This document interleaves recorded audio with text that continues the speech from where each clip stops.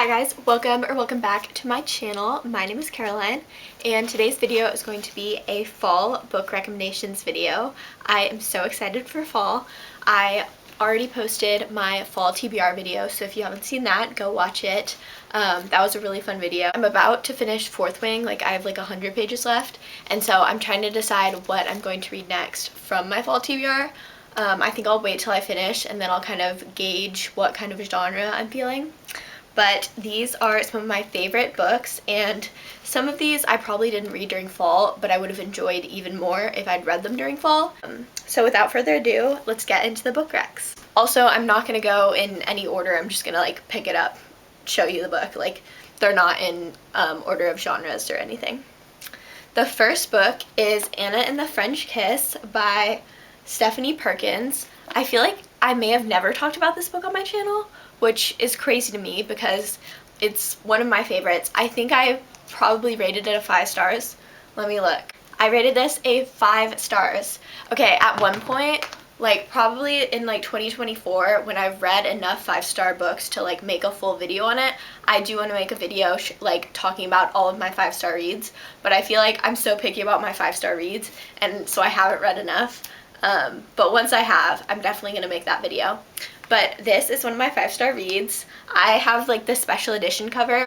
I got it for like Christmas or my birthday or something, and so I think whoever gave it to me didn't realize it was the special edition, or maybe they did, but it is the special edition and it is so pretty. Hardcover, and then the pages, I know I tabbed a lot so you can't really see, but like the pages have this design and they have like a little blue design going up, and it's so, oh, I can show you this way, and it's so pretty like that.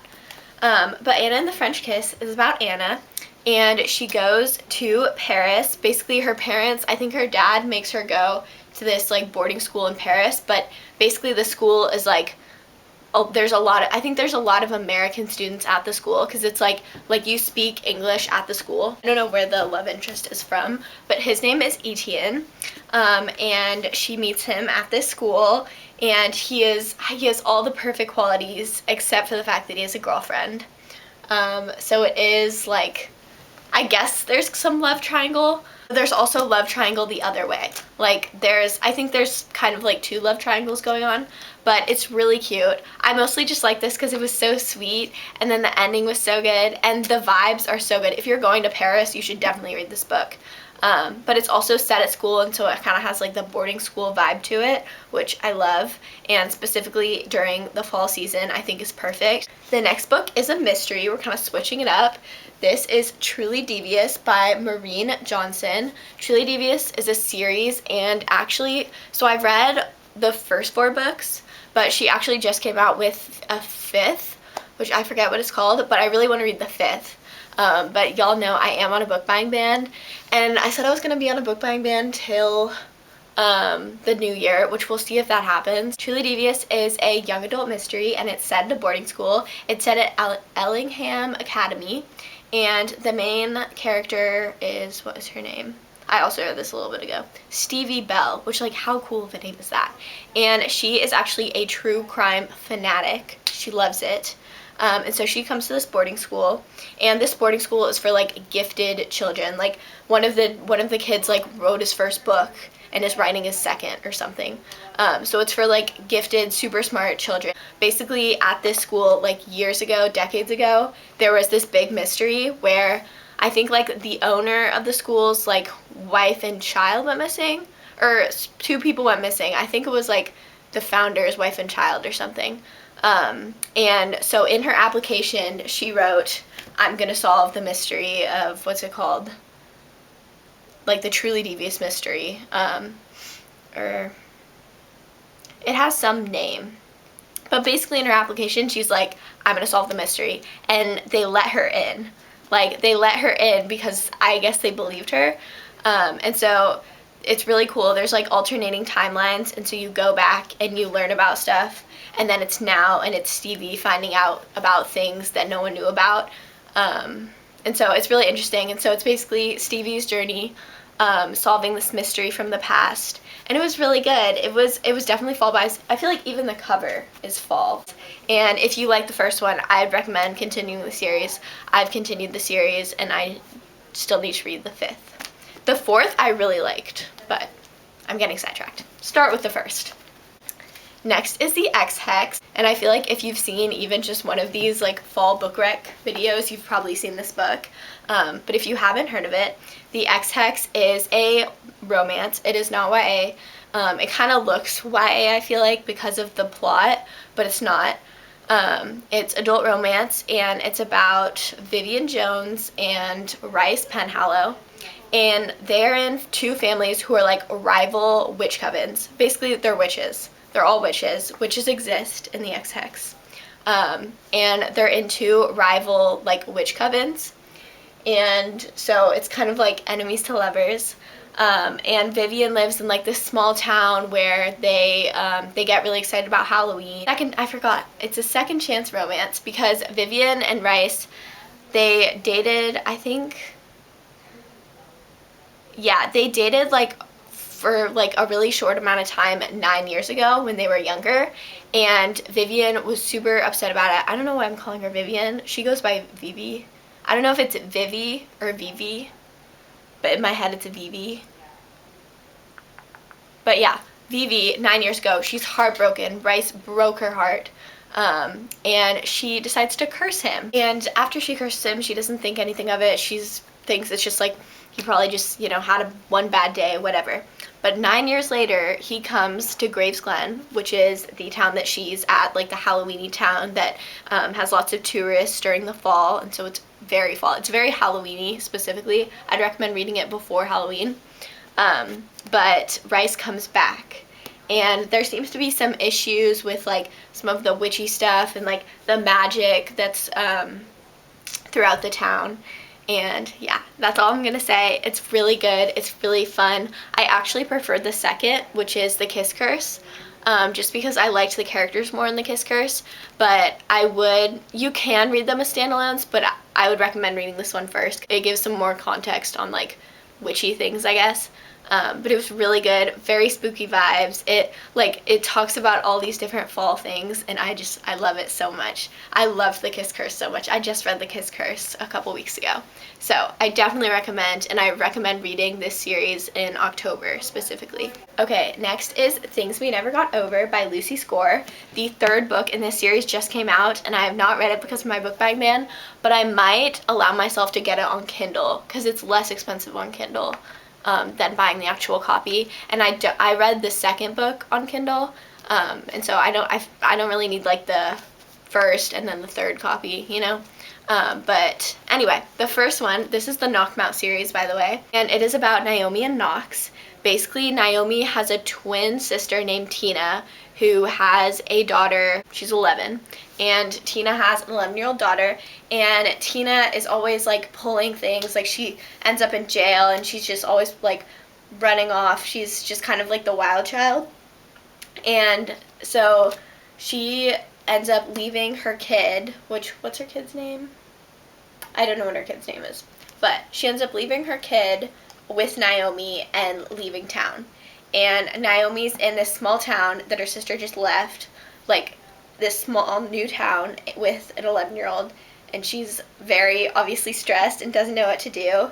And Knox Morgan, who is he? He owns a barbershop, I think. Yeah. He owns a barbershop in this town, which it's a small town trope, which I love. More Grumpy Sunshine than Enemies to Lovers, but he decides to help her out a bit. And yeah, it's just a really good romance. And it's also, it's not just romance, because there's this huge side plot. So it's like majority romance, but then in the ending they like address this big side plot that you kind of get hints of throughout the book. So it's not just romance, it's like a little bit of mystery. But it was really good. I loved the small town vibes, and if you like it, you should continue and read Things We Hide from the Light, which is the second. Next is The Inheritance Games, which I feel like all of y'all have probably heard about, but in case you haven't, it is by Jennifer Lynn Barnes, and it is a trilogy, but she just released the first book to her spin-off series, The Hawthorne Brothers, which I also really want to read. But this is a trilogy, and it is about Avery Grams, who basically, she's poor, she's just living, I think she's living with like her sister. Yeah, she's living with her sister, and she gets a phone call, I think. I think it's a phone call and she finds out that she was in the will of this like billionaire. I think he's a billionaire. Yeah, this billionaire, Tobias Hawthorne, and she does not know this guy at all. Like, she's never met him. She does not know this dude, and he just died, and she just found out that she's listed in his will. She goes to his mansion for the will reading. It's really good. It starts out interesting in like the very first chapter, and so it starts out really good. Like, it doesn't have a slow beginning. There are the Hawthorne brothers, which are Tobias Hawthorne's grandsons, and they're all super funny, and so she kind of hangs out with them, ends up living in Tobias Hawthorne's mansion. So her life really is like a 360. She's living in this like crappy apartment, and then like the next day is living in a mansion. They don't talk a lot about the school, and there's not a lot of like school content, but they do mention it, and it still gives fall vibes because it's like this mystery, and she's living in this like cool mansion that has like all these like secrets, and it's really good. Next is Heartstopper, which is different than all the others because it is a graphic novel, which Heartstopper was turned into a TV show, if you didn't know. It's on Netflix, and it's really good. It's really cute. I've read all the books that have come out, and you can read them on Webtoon, but it's kind of cool, like, reading the actual book because it's more organized. And I don't know when the author is going to come out with the 5th, because I heard it was delayed, but hopefully soon, because I really need to read the 5th. I'm not reading the webtoons. I'm waiting until the books come out so I can read the books, so I'm not like spoiling it for myself with the webtoons. But Heartstopper is basically about Nick and Charlie. They both go to this like, not boarding school, but like this like fancy high school where they wear uniforms, and it's set in Britain. And Nick is a rugby player, and Charlie, he plays the drums, and they slowly become friends, and one thing leads to another, and they discover that maybe they're more than friends. And so it's a lot about Nick's journey of figuring out his sexuality, and a lot about how Charlie's been bullied. You get a lot of character development with both of them as the series go on. So if you like the first, I definitely recommend reading the next, because they're really quick to read, and I feel like not a lot happens in the first. Like, it's really good, but plot-wise, there's so much more that happens in other books, and so I feel like you have to continue the story. But this feels so fall to me because they're set at this school, and it's like a reoccurring theme in the books and TV show that these little like leaves are blowing around, which I think is so fall. Next, I have recommended this in one of my, well, I talked about it in one of my like reading wrap-ups. I think it was May when I read it, but I'm gonna talk about it again, In 5 Years by Rebecca Searle. I absolutely love this book so much. It's one of my 5-star reads. When I say I cried for like such a long time, so many tears, it is really good. It's basically about this woman, Dani, and her boyfriend proposes to her, and it's really sweet, and she falls asleep that night, and then she wakes up, and it's 5 years later. She's in a different apartment, and she's living in that apartment with a different guy. And she then falls asleep again, I think, and wakes up, and she's back in her normal life. So she just got a glimpse of supposedly in 5 years. And it kind of rattles her, but she doesn't think anything of it, and like life continues. And so you get that glimpse, and then her life just continues.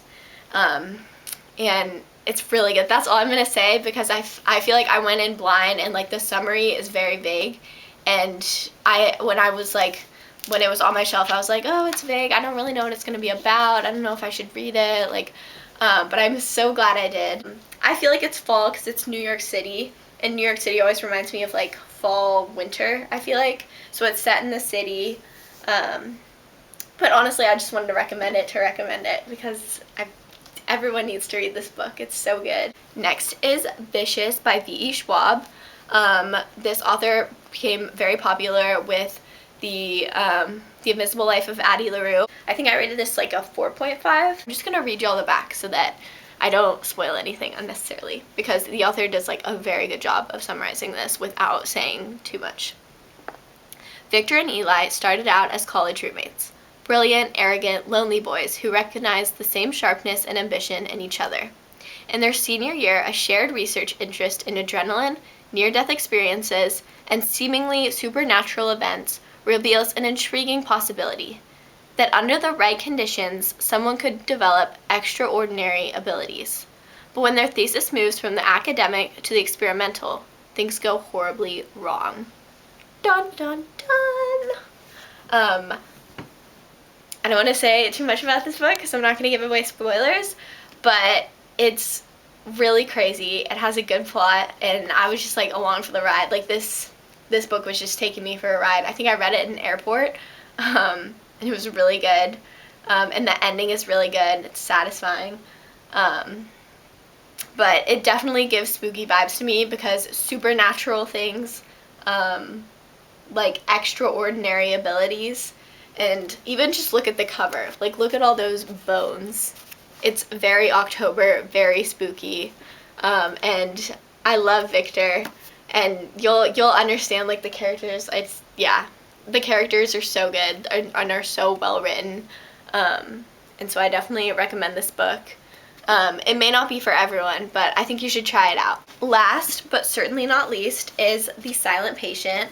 I read this like 3 years ago, so my memory is a little iffy, but it's by Alex Michaelides. He also wrote The Maidens, which I also recommend, but I recommend this one more. It is about a woman named Alicia, and she killed her husband 6 years ago, I think. Basically, she killed her husband years ago, and ever since, she hasn't said a word. She's been in a mental hospital, and she just hasn't said a word.